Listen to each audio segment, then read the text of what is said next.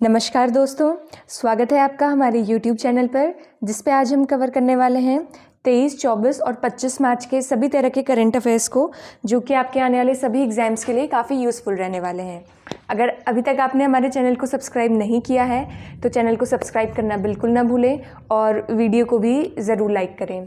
तो चलिए शुरू करते हैं आज की अपनी वीडियो को, जिसकी पहली खबर है Burundi, a landlocked East African country announces first polio outbreak in more than 30 years। जो बुरुंडी है दोस्तों, ये पड़ता है हमारे अफ्रीकन कॉन्टिनेंट पे और वो भी ईस्ट साइड पे, अफ्रीका की ईस्ट साइड पे पड़ता है। उसने अनाउंस करा है कि वहाँ पे फर्स्ट पोलियो आउटब्रेक हुआ है। कितने टाइम के बाद?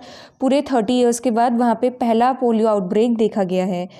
तो चलिए, आप जो बुरुंडी है, अगर उसकी बात करें कि कैपिटल क्या है, तो उसकी कैपिटल है गिटेगा। चलिए, आप मुझे इसकी करेंसी जो है कमेंट्स बॉक्स में बताइएगा कि जो बुरुंडी है उसकी करेंसी का क्या नाम है। तो पूछा जा सकता है आपसे कि फ़िलहाल ही में जो पोलियो आउटब्रेक है वो कौन से कॉन्टिनेंट में देखा गया है या फिर कौन सी कंट्री में देखा गया है। तो ध्यान में रखिएगा कि कॉन्टिनेंट है अफ्रीका और जो कंट्री है उसका नाम है Burundi. External affairs Jaishankar inaugurates Geoffrey Bawa exhibition in New Delhi. विदेश मंत्री जयशंकर ने नई दिल्ली में जैफरी बावा प्रदर्शन का उद्घाटन किया। अगर हम बात करें जो ये हैं जैफरी बावा, ये क्या हैं? तो ये श्रीलंका के एक आर्किटेक्चर थे, अब तो नहीं रहे, पहले थे, आर्किटेक्चर थे बेसिकली। और इनका जो स्टाइल था वो काफ़ी यूनिक सा था। थोड़ी ये अपने उस पर मॉडर्न चीज़ें हैं वो भी डालते थे और थोड़ा ट्रेडिशनल एलिमेंट्स भी इनके जो आर्किटेक्चर था उस पर देखा गया था। तो उसी का एग्जीबिशन लगाया गया न्यू दिल्ली में बाय एक्सटर्नल मिनिस्टर जयशंकर। तो ध्यान में रखिएगा, पूछा जा सकता है कि जो हाल ही में जो जैफरी बावा थे वो किस चीज़ से रिलेटेड हैं या फिर कौन सी कंट्री से बिलोंग करते हैं। तो ये कंट्री से बिलोंग करते हैं श्रीलंका से। और ये थे क्या? ये थे architect. Ministry of Steel signs 57 Memorandum of Understanding with 27 companies under Production Linked Incentive Scheme for Specialty Steel। इस्पात मंत्रालय ने विशेष इस्पात के लिए उत्पादन से जुड़ी प्रोत्साहन योजना के तहत 27 कंपनियों के साथ 57 समझौता ज्ञापनों पर हस्ताक्षर किए। दोस्तों, काफ़ी इंपॉर्टेंट स्कीम है जो प्रोडक्ट लिंक्ड इंसेंटिव स्कीम है। अगर हम बात करें पीएलआई स्कीम की, तो पीएलआई स्कीम के अंदर क्या होता है कि जितना ज़्यादा आप प्रोडक्शन करेंगे आपको इंसेंटिव दिया जाएगा, यानी कि आपको कुछ एडिशनल रुपये दिए जाएंगे अगर आप डोमेस्टिक प्रोडक्शन अपनी ही कंट्री में करते हैं और अपना ही कुछ अगर स्टार्ट करते हैं तो आपको क्या कर दिया जाएगा? इंसेंटिव दिया जाएगा। जितना ज़्यादा आपका प्रोडक्शन उतना ही ज़्यादा आपका इंसेंटिव रहेगा। और ये जो अब है पीएलआई स्कीम है, इसको स्पेशली स्टील के लिए ही साइन करा गया है 27 कंपनीज़ के साथ। तो जो स्टील है काफ़ी यूज़फुल रहता है, जैसे डिफेंस इक्विपमेंट्स हो गए उनको बनाने के लिए, ऑटोमोबाइल्स में काफ़ी जो है यूज़ रहता है स्टील का। जो पीएलआई स्कीम है ये स्टार्ट तो कर दी गई थी 2021 में, और जो इंसेंटिव है वो 4 से 12% रहता है प्रोडक्शन पे। जो भी स्टील मेकर्स होंगे उनको 4 से 12% क्या मिलेगा? इंसेंटिव मिलेगा, यानी कि एडिशनल रुपए मिलेंगे प्रोडक्शन करने के लिए।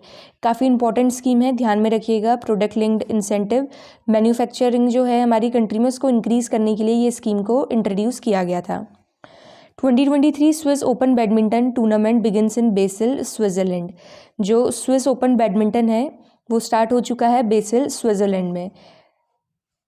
चलिए, आप मुझे स्विट्ज़रलैंड की जो कैपिटल है उसको कमेंट्स बॉक्स में बताइए कि स्विट्ज़रलैंड की कैपिटल क्या है। दोस्तों, जो अभी Asian 20 kilometre race walking championship हुई थी उसमें जो इंडिया के अक्षदीप सिंह हैं वो लाए हैं गोल्ड और जो प्रियंका गोस्वामी हैं वो लाई हैं ब्रॉन्ज।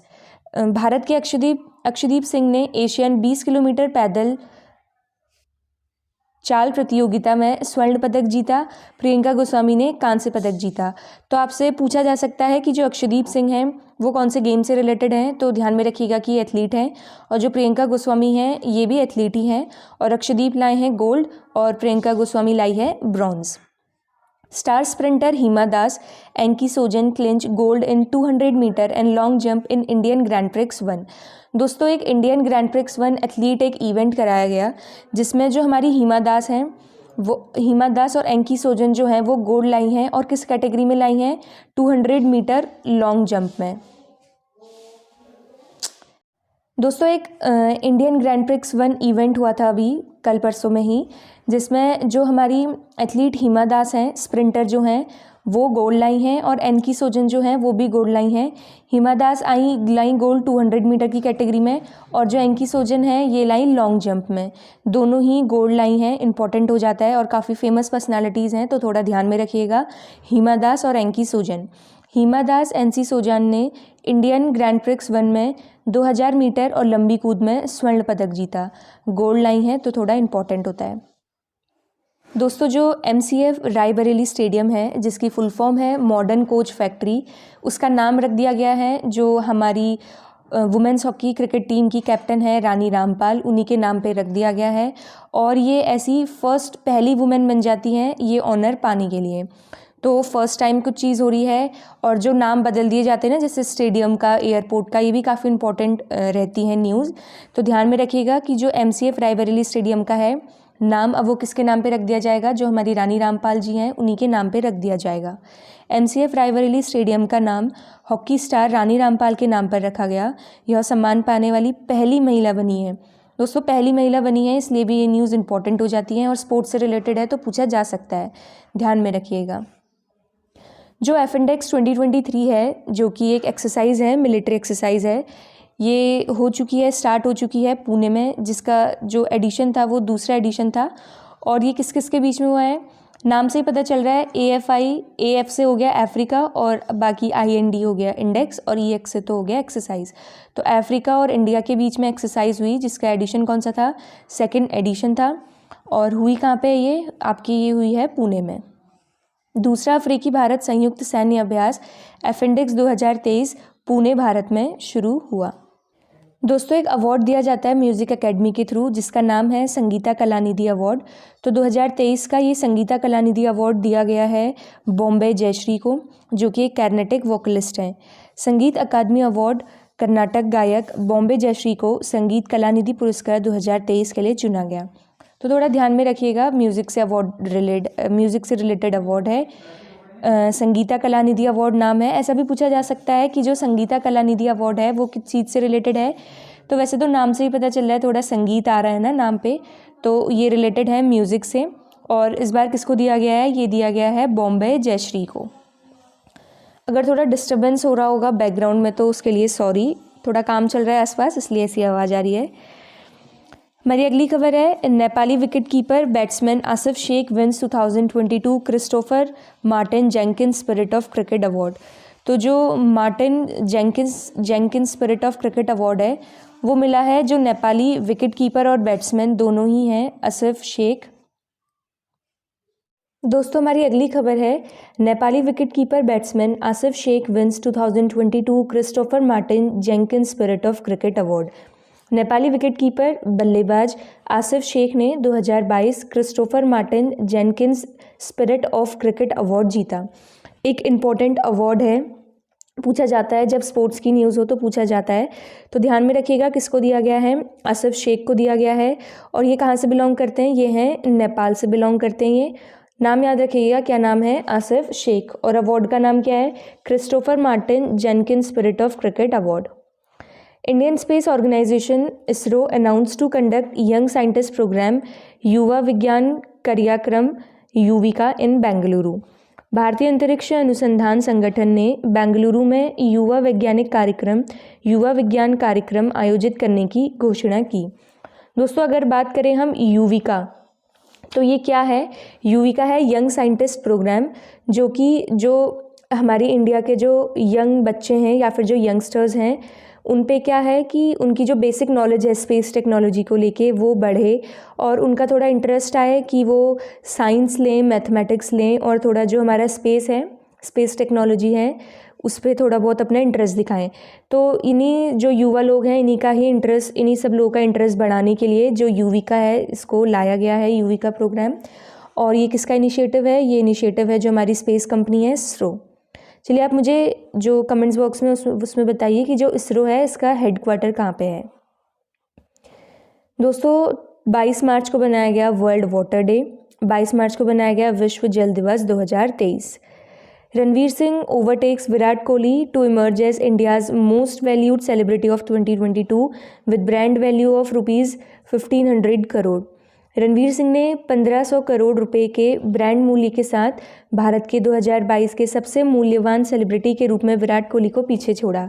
तो जो रणवीर सिंह हैं और विराट कोहली, दोनों को ही हम काफ़ी अच्छे से जानते हैं। तो जो रणवीर सिंह हैं, अब उन्होंने ओवरटेक कर लिया है विराट कोहली को किस मामले में, जो इंडिया के मोस्ट वैल्यूड सेलिब्रिटी हैं 2022 के। तो इस कैटेगरी में अब सबसे कौन से मोस्ट वैल्यूड पर्सनैलिटी बन चुकी है, तो वो बन चुके हैं Ranveer Singh. Padma Lakshmi becomes Kerala's first transgender lawyer impaneled as advocate by Bar Council of Kerala। Kerala की पहली ट्रांसजेंडर वकील बनी पद्मलक्ष्मी वकील के रूप में केरल बार काउंसिल की सूची में शामिल हुई। देखिए, ट्रांसजेंडर हैं वो और कुछ पहली बार हो रहा है, और नाम क्या है उनका, पद्मलक्ष्मी। पद्मलक्ष्मी हैं, केरला से बिलोंग करती हैं, पहली ट्रांसजेंडर लॉयर हैं। काफ़ी हम देख रहे हैं कि अब काफ़ी ट्रांसजेंडर लॉयर और अलग अलग अच्छी अच्छी पोस्ट में अब ये सब लोग पहुंचने लगे हैं, काफ़ी अच्छी बात है। तो फर्स्ट ट्रांसजेंडर लॉयर हैं, नाम है पद्मलक्ष्मी, और कहाँ की हाई कोर्ट की, कहाँ के कोर्ट की बनी है, केरला के कोर्ट की बनी है। तो ध्यान में रखिएगा, पूछा जा सकता है कि जो हाल फिलहाल में पद्मलक्ष्मी जो थी न्यूज़ में, वो किस चीज़ से रिलेटेड है। तो ध्यान में रखिएगा कि वो क्या है, लॉयर बन चुकी हैं। Tamil Nadu's 18th wild life sanctuary to come up in Erode district, new wild life name Thanthai Periyar wild life sanctuary. Tamil Nadu का 8वां वन्य जीवन अभ्यारण्य इरोड जिले में बनेगा। नए वन्य जीव का नाम थंथाई पेरियार वन्य जीव अभ्यारण्य। तो दोस्तों, अगर बात करें, एक नई वाइल्ड लाइफ सेंचुरी बनाई जा रही है जिसका नाम है Thanthai Periyar wild life century. कहाँ बनाई जा रही है, तमिलनाडु में बनाई जा रही है। और कौन से नंबर की होगी, 18वें नंबर की होगी। और कौन से डिस्ट्रिक्ट में बनाई जा रही है, इरोड डिस्ट्रिक्ट में बनाई जा रही है। ये जो न्यूज़ है, इससे आपके लिए दो चीज़ें इंपॉर्टेंट बन जाती हैं। पहली तो ये कि जो थंथाई पेरियार वाइल्ड लाइफ सेंचुरी है वो कहाँ पे सिचुएटेड है, तो ये सिचुएटेड है तमिलनाडु में। ऐसे याद रख लीजिए थोड़ा कि टी से तमिलनाडु और ती से थंथाई दोनों थोड़ा सेम है। और कौन से नंबर की है, तो ये है 18th वाले नंबर की वाइल्ड लाइफ सेंचुरी। तो ध्यान में रखिएगा, तमिलनाडु में 18th नंबर की वाइल्ड लाइफ सेंचुरी बनाई जा रही है जिसका नाम है Thanthai Periyar wild life sanctuary. Lieutenant governor Manoj Sinha inaugurates aerator cum dancing fountain in world famous Dal lake in Srinagar. जो लेफ्टिनेंट गवर्नर हैं मनोज सिन्हा, उन्होंने इनॉग्रेट करा है एक फाउंटेन जो कि एरेटर कम डांसिंग फाउंटेन है, और कहाँ पे करा गया है, डाल लेक में करा गया है, श्रीनगर। चलिए, एक एडिशनल इन्फॉर्मेशन मैं आपको बता देती हूँ। जो हमारा जो डाल लेक है श्रीनगर में, और श्रीनगर खुद भी, ये दो हिमालयन रेंजेस के बीच में आते हैं। और वो दो हिमालयन रेंजेस का नाम है, एक तो ग्रेट हिमालय और दूसरी है पीर पंजाल। इन दो हिमालयन रेंजेस के बीच में आती है जो श्रीनगर है वो भी, और डाल लेक। तो थोड़ा एडिशनल नॉलेज थी, मैंने सोचा आपके साथ शेयर कर दूं। तो यहीं पे जो नया फाउंटेन है, एरेटर कम डांसिंग फाउंटेन, उसी को ही जो है इनॉग्रेट करा गया है। तो थोड़ा ध्यान में रखिएगा। और डाल लेक तो वैसे भी एशिया की सबसे वो है ना, बड़ी फ्रेश वाटर लेक है, तो वैसे भी इम्पॉर्टेंट हो जाती है न्यूज़। तो इसी न्यूज़ को ऐड करने का एम यही था कि थोड़ा आपको एडिशनल इन्फॉर्मेशन भी दी जाए। और ये गूगल में आप इसकी फ़ोटो देखिएगा, काफ़ी प्यारा सा फाउंटेन है। आपको थोड़ा अगर आप थोड़ा पिक्चर देख लेंगे ना, तो आपको ध्यान में रहेगा कि ये कहाँ पे था, डाल लेक में था, श्रीनगर में। तो दोस्तों, अगर बात करें 24 मार्च के करंट अफेयर्स की, तो हमारी पहली खबर है, president Biden presents national humanities medals to Indian American actress Mindy Kaling. राष्ट्रपति बाइडेन ने भारतीय अमेरिकी अभिनेत्री मिंडी कलिंग को राष्ट्रीय मानविकी पदक प्रदान किए। अगर हम बात करें जो अभिनेत्री हैं मिंडी कलिंग, तो ये एक्ट्रेस भी हैं और प्रोड्यूसर ही हैं। इंडियन ओरिजिन है पर अब अमेरिका में ही रहती हैं। तो इनको जो है, जो प्रेसिडेंट है बाइडेन, उन्होंने प्रेजेंट करा नेशनल ह्यूमैनिटीज़ मेडल। एक इम्पॉर्टेंट मेडल है वही कि लोग क्या क्या कर रहे हैं ह्यूमैनिटीज़ के लिए, तो उसी से रिलेटेड एक अवार्ड होता है। और ये अवार्ड दिया गया है जो मिंडी कलिंग हैं उनको। और ये दिया कहाँ का जाता है, अमेरिका का एक अवार्ड है। दिया किसने है, जो वहाँ के प्रेसिडेंट बाइडेन हैं, उन्होंने ये अवार्ड दिया। हमारी दूसरी खबर है, Bengaluru to host 2023 SAFF championship in June July. Bengaluru जून जुलाई में 2023 SAFF चैम्पियनशिप की मेज़बानी करेगा। अगर हम बात करें SAFF, तो इसकी फुल फॉर्म है south Asian football federation. Football खेला जाएगा 2023 का, और इसको होस्ट कौन करने वाला है, बेंगलुरु इसको होस्ट करने वाला है। तो थोड़ा ध्यान में रखिएगा कि जो SAFF चैम्पियनशिप है वो रिलेटेड है फुटबॉल से, और 2023 में कौन इसको होस्ट कर रहा है? बेंगलुरु से होस्ट करेगा। India's Sarabjot Singh bags gold medal in men's 10 metre air pistol event at ISSF world cup shooting championship in Bhopal. तो जो वर्ल्ड कप शूटिंग चैम्पियनशिप हुई थी भोपाल में, उसमें जो सरबजोत सिंह हैं उन्होंने कौन सा मेडल जीता? गोल्ड मेडल जीता है। और कौन सी कैटेगरी में जीता? जो 10 मीटर की एयर पिस्तौल होती है उस कैटेगरी में इन्होंने गोल्ड जीता है। नाम क्या है? सरबजोत सिंह। पूछा जा सकता है कि जो सरबजोत सिंह है वो कौन से गेम से या फिर कौन से स्पोर्ट्स से एसोसिएटेड हैं। तो ध्यान रखिएगा कि शूटिंग करते हैं और इन्होंने कौन सा मेडल बैग करा है? इन्होंने मेडल जीता है गोल्ड मेडल। और उनका नाम क्या है? सरबजोत सिंह इनका नाम है। हमारी अगली खबर है, Kylian Mbappe officially confirmed as new France captain ahead of Antoine Griezmann. Kylian Mbappe France football team के कप्तान बने। काफ़ी ज़्यादा न्यूज़ पे रहे थे बीच में जब फीफा वर्ल्ड कप चल रहा था। तो अब जो फ्रांस की टीम है उसके नए कैप्टन बन चुके हैं जिनका नाम है काइलिन एम्बाप्पे। और इन्होंने जो काइलिन एम्बाप्पे हैं इन्होंने किसको रिप्लेस करा है? तो इन्होंने रिप्लेस करा है एंटोनी ग्रीजमैन को। ध्यान में रखिएगा कि अब कौन नए कैप्टन बन चुके हैं? नए कैप्टन बन चुके हैं हमारे Kaelin Mbappe. Anti submarine warfare craft INS Androth launched in Kolkata. कौन सा INS लॉन्च करा गया है? INS अंद्रोथ। अगर हम बात करें INS अंद्रोथ तो ये क्या है? एक एंटी सबमरीन वॉरफेयर है। यानी कि अगर किसी और कंट्री की जो सबमरीन है वो हमारा इंडियन ओशन है उसमें आने की कोशिश करेगा तो ये जो INS है ये उसको उड़ा देगा, आने नहीं देगा, उस जो भी सबमरीन है उसको आने नहीं देगा। अगर बात करें INS अंद्रोथ की तो ये बनाया किसने है? ये बनाया है GRSE Garden Reach Ship Builders and engineers, इन्होंने ही बनाया है। ये एक पूरी सीरीज़ है जिसमें 8 एंटी सबमरीन वॉरफेयर जो हैं वो बनाए जाएंगे और ये दूसरे नंबर का है। जो अंद्रोथ है वो दूसरे नंबर का है और ऐसी ही पूरी 8 जो एंटी सबमरीन वॉरफेयर हैं वो बनाए जाएंगे। और ये बनाया किसने? ध्यान में रखिएगा कि ये बनाया है GRSE Garden Reach Ship Builders and Engineers. MahaMetro Nagpur receives prestigious Asia Book of Records citation. MahaMetro Nagpur को एशिया बुक ऑफ रिकॉर्ड प्रशस्ति पत्र प्राप्त हुआ। अगर हम बात करें जो महामेट्रो नागपुर है तो उसने बहुत बढ़िया से इनिशिएटिव्स लिए थे जिसकी वजह से उसको जो ये है एशिया बुक ऑफ रिकॉर्ड है वो उसको मिल पाया।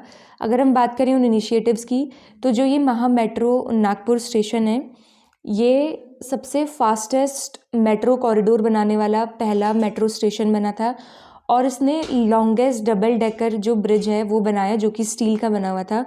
तो इन 2 इनिशिएटिव्स को लेके ये काफ़ी न्यूज़ में रहा और इसी 2 इनिशिएटिव्स की वजह से इसको जो एशिया बुक ऑफ रिकॉर्ड है ये दिया गया। वो 2 इनिशिएटिव्स कौन से हैं? एक तो फास्टेस्ट मेट्रो कॉरिडोर इसने बनाया और दूसरा इसने लॉन्गेस्ट डबल डेकर ब्रिज बनाया जो कि पूरा स्टील का था। तो ध्यान में रखिएगा कि जो एशिया बुक ऑफ रिकॉर्ड है वो किसने जीता है इस बार? वो जीता है महामेट्रो नागपुर ने। तो इम्पॉर्टेंट है, थोड़ा ध्यान में रखिएगा। दोस्तों हमारी अगली खबर है, ISRO to launch OneWeb India 2 mission from Satish Dhawan space centre in Sriharikota. ISRO Sriharikota में सतीश धवन अंतरिक्ष केंद्र से OneWeb India 2 मिशन लॉन्च करेगा। अगर हम बात करें इस मिशन की कि ये मिशन है क्या, तो बेसिकली जो OneWeb है वो एक कंपनी है, कहाँ की है? UK की है। ये कोलैबोरेट कर रही है इसरो के साथ और ये दोनों मिलके क्या कर रहे हैं? इनका एम है कि ये इंटरनेट कनेक्टिविटी दे पाएँ पूरे अर्थ में सैटेलाइट्स के थ्रू। 36 सैटेलाइट्स का एक ग्रुप होगा जो कि सतीश धवन स्पेस सेंटर से भेजा जाएगा। लॉन्च व्हीकल कौन सा है? लॉन्च व्हीकल मार्क 3 है, सतीश धवन स्पेस सेंटर से भेजा जाएगा और अर्थ का जो लो अर्थ ऑर्बिट है ना वहाँ पे भेजा जाएगा। तो इनका एम यही है कि इंटरनेट कनेक्टिविटी दे पाएँ इन 36 सैटेलाइट्स के थ्रू। तो ये OneWeb इंडिया जो फेज़ 2 है ये स्टार्ट हुआ जो कि एक जॉइंट कोलैबोरेशन है UK और इंडिया का। आपसे पूछा जा सकता है कि जो OneWeb इंडिया 2 है ये कौन सी 2 कंट्रीज़ का जो है मिशन है? तो ध्यान में रखिएगा कि इंडिया और UK का है और मेन एम क्या है कि इंटरनेट कनेक्टिविटी दे पाएँ पूरे इंडिया को। तो इम्पॉर्टेंट मिशन है, ध्यान में रखिएगा। शहीद दिवस और मार्टियर्स डे 2023 23 मार्च। जो 23 मार्च है उस दिन बनाया गया शहीद दिवस और जिसको हम क्या बोलते हैं? मार्टियर्स डे भी बोलते हैं, वो बनाया गया 23 मार्च को। और वर्ल्ड मेट्रोलॉजिकल डे 2023 वो भी 23 मार्च को ही बनाया गया। चलिए आप मुझे ये बताइए कि जो इंटरनेशनल मेट्रोलॉजिकल ऑर्गेनाइजेशन है IMO, उसका हेडक्वार्टर कहाँ है? काफ़ी इंपॉर्टेंट ऑर्गेनाइजेशन है और काफ़ी एग्जाम्स में इसका हेडक्वार्टर पूछा गया है। इंटरनेशनल मेट्रोलॉजिकल ऑर्गेनाइजेशन का हेडक्वार्टर आप मुझे कमेंट्स में बताइए। Rajasthan becomes first state to pass right to health bill. जो राजस्थान है वो पहला स्टेट बन चुका है जिसने पास करा right to health bill. Rajasthan स्वास्थ्य का अधिकार विधेयक पारित करने वाला पहला राज्य बना। अगर हम बात करें राइट टू हेल्थ बिल की, तो ये जो बिल है ये इंट्रोड्यूस करा गया है ताकि जो लोग हैं, जो मतलब थोड़ी गरीब लोग होते हैं, उन लोगों को हेल्थ केयर फैसिलिटीज़ उतनी नहीं मिल पाती, उनका मेडिकेशन अच्छे से नहीं हो पाता है, सर्जरीज, डायग्नोसिस वगैरह। तो यही सब हेल्थ फैसिलिटीज़ को उनको एक्सेस कराने के लिए इन पुअर लोगों को, और ताकि वो लोग अवेल कर सकें ये सारी फैसिलिटीज़, उसी के लिए ये राइट टू हेल्थ बिल लाया गया। काफ़ी अच्छा इनिशिएटिव है राजस्थान गवर्नमेंट का। तो ध्यान में रखिएगा कि राइट टू हेल्थ बिल कौन सी स्टेट गवर्नमेंट ने इनिशिएट करा है? राजस्थान की जो स्टेट गवर्नमेंट है उसने ये बिल इनिशिएट किया है। हमारी अगली खबर है Tamil Nadu government to launch 5 year Tamil Nadu millet mission. Tamil Nadu सरकार वर्षीय तमिलनाडु मिलेट मिशन शुरू करेगा। काफ़ी ज़्यादा आजकल न्यूज़ में है मिलेट। चलिए थोड़ा जानते हैं मिलेट के बारे में, क्या क्या चीज़ें होती हैं। तो जो ये मिलेट है, इसके लिए क्या होता है कि हमको अगर थोड़ी बंजर सी भी ज़मीन है तो वहाँ पे ये हो जाता है, और काफ़ी कम इसको पानी चाहिए होता है उगने के लिए। और जो हमारा यूनाइटेड नेशन जनरल असेंबली है उसने 2023 को नेशनल ईयर ऑफ मिलेट के रूप में भी अनाउंस करा है। 2023 को करा है। काफ़ी कम पानी चाहिए होता है इसके लिए, और इसमें क्या है कि फ़ाइबर काफ़ी ज़्यादा होता है। जो मिलेट है, बाजरा है, इसमें फ़ाइबर काफ़ी ज़्यादा होता है। तो इससे क्या होता है, जो हमारा डाइजेशन है वो काफ़ी अच्छे से हो जाता है, और जिनको डाइजेशन की प्रॉब्लम है तो वो लोग ये चीज़ें ले सकते हैं। तो तमिलनाडु गवर्नमेंट है उसने लॉन्च करा एक तमिलनाडु मिलेट मिशन, जो कि 5 ईयर तक चलेगा, और उसमें यही होगा कि लोगों को थोड़ा और बता सके कि क्या क्या इम्पोर्टेंस है मिलेट की, और कैसे जो आपका बैरन लैंड पड़ा हुआ है उसको आप यूज़ करिए मिलेट की खेती करने के लिए, मिलेट का कल्टीवेशन करने के लिए आप अपने बैरन लैंड को यूज़ करिए। यही सब चीज़ें हैं इस मिशन के अंदर। तमिलनाडु गवर्नमेंट ने करा है, 5 साल के लिए है, ध्यान में रखिएगा, इंपॉर्टेंट है। और जो इंटरनेशनल ईयर है मिलेट के लिए वो कौन सा है? 2023। तो दोस्तों ये थे हमारे 24 तारीख तक के करंट अफेयर्स। चलिए शुरू करते हैं 25 मार्च के करंट अफेयर्स को, और उसमें हमारी पहली खबर है PM Modi launches call before you dig app and unveils Bharat 6G vision document. PM Modi ने call before you dig app launch किया और भारत 6G विजन डॉक्यूमेंट का अनावरण किया। अगर हम बात करें call before you dig app, ये क्यों इन्होंने लॉन्च किया, तो सबसे पहले तो जो ये काम है ये करा है मिनिस्ट्री ऑफ कम्युनिकेशन का है, और डिपार्टमेंट ऑफ टेलीकम्युनिकेशन इसमें इन्वॉल्व है। इसका जो एम है कि जो एक्सकवेशन हो, यानी कि जो खुदाई हो, जो गड्ढे, जो रोडों की खुदाई होती है कभी कभी, वो एक प्लान्ड मैनर से हो, ताकि जो हमारे अंडरग्राउंड एसेट्स होते हैं, जैसे अंडरग्राउंड कभी कभी हम ऑप्टिकल फाइबर वाली केबल डालते हैं, तो कहीं पे भी गड्ढा ना हो, एक प्लान तरीके से हम एक्सकवेशन करें, डिगिंग करें, ताकि जो वो केबल वगैरह हैं वो ख़राब ना हो, उनको कुछ डैमेज ना पहुँचे।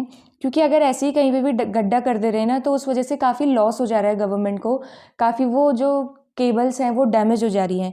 तो उन सब चीज़ों को प्रिवेंट करने के लिए जो call before you dig app है उसी को PM मोदी जी ने लॉन्च करा, और उन्होंने अनवेल भी करा। जो भारत का 6G विजन है उसको भी उन्होंने अनवेल करा। उसमें उन्होंने बताया कि कैसे जो इनिशिएटिव हैं अलग अलग लिए जा रहे हैं, जो हम अपडेटेड टेक्नोलॉजी है इंडिया में उसको यूज़ कर सकें। और जो इंडिया है वो सेकंड लार्जेस्ट टेलीकॉम मार्केट है ग्लोबली, और जो डिजिटल सब्सक्राइबर्स हैं पूरे इंडिया में वो 1.2 बिलियन है।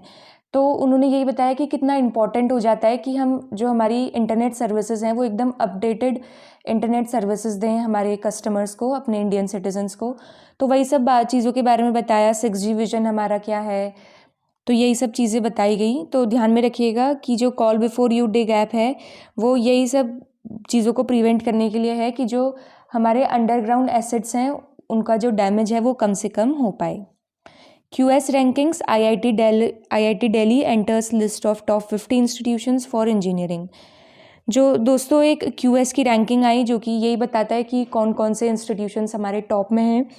तो जो IIT दिल्ली है वो टॉप 50 इंस्टीट्यूशंस में आया है इंजीनियरिंग के। पूरे वर्ल्ड में टॉप 50 इंस्टीट्यूशन में आया है इंजीनियरिंग के, कौन सा है? IIT दिल्ली। और कौन सी रैंकिंग के हिसाब से है ये है QS रैंकिंग के हिसाब से। दोस्तों एक एक्सरसाइज हुई है, जॉइंट ड्रिल कह सकते हैं, वायु प्रहार, जो कि इंडियन आर्मी और एयरफोर्स दोनों ने एक साथ कंडक्ट करी। कहाँ पे करी? अलोंग LAC करी, और ईस्टर्न जो कमांड है वहाँ पे करी। तो ध्यान में रखिएगा कि जो वायु प्रहार है वो किस किस की है? इंडियन आर्मी और एयरफोर्स।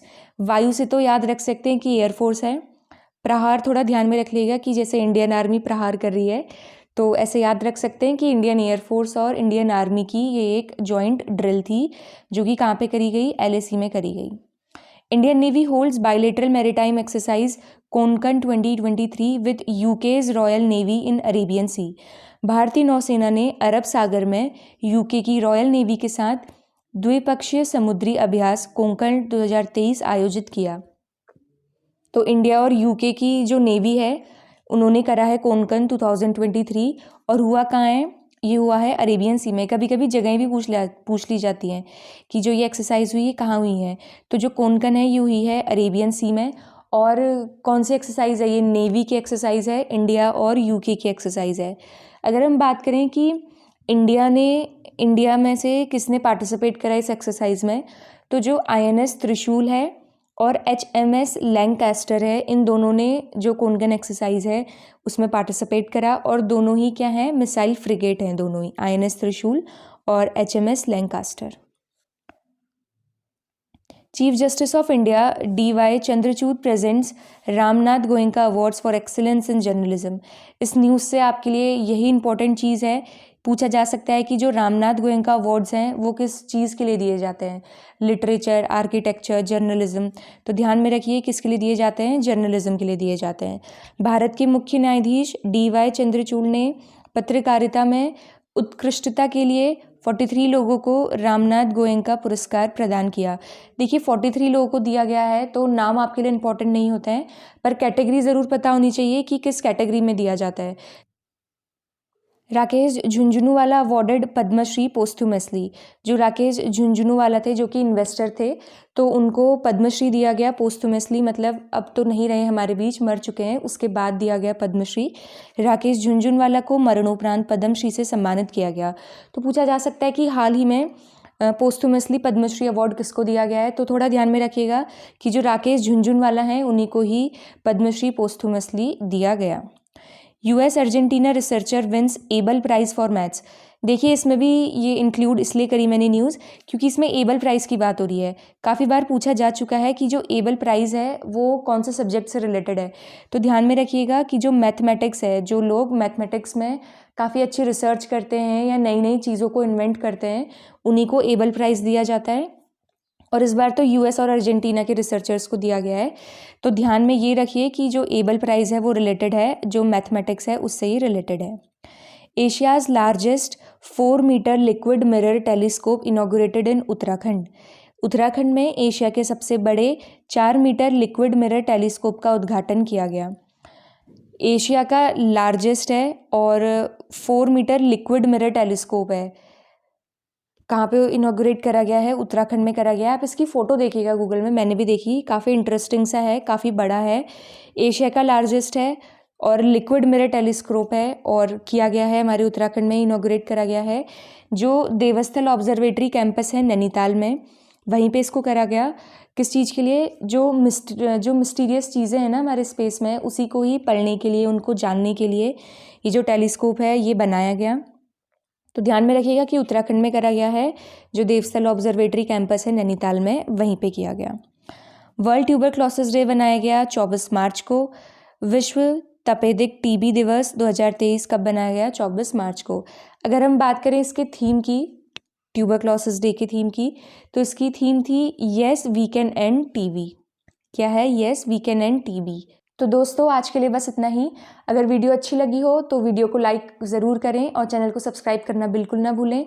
और अगर ऐसे ही वीडियोस अच्छी लग रही है तो फीडबैक भी ज़रूर दीजिए कमेंट्स बॉक्स में, इट मोटिवेट्स अस। और अगर किसी और टॉपिक्स में भी अगर आप चाहते हैं कि हम वीडियोज़ डालें तो प्लीज़ हमें बताइए, हम ज़रूर डालेंगे। और ख़त्म करते हैं आज की अपनी वीडियो को। ध्यान रखिएगा, मिलते हैं आपसे अपनी अगली वीडियो में। धन्यवाद।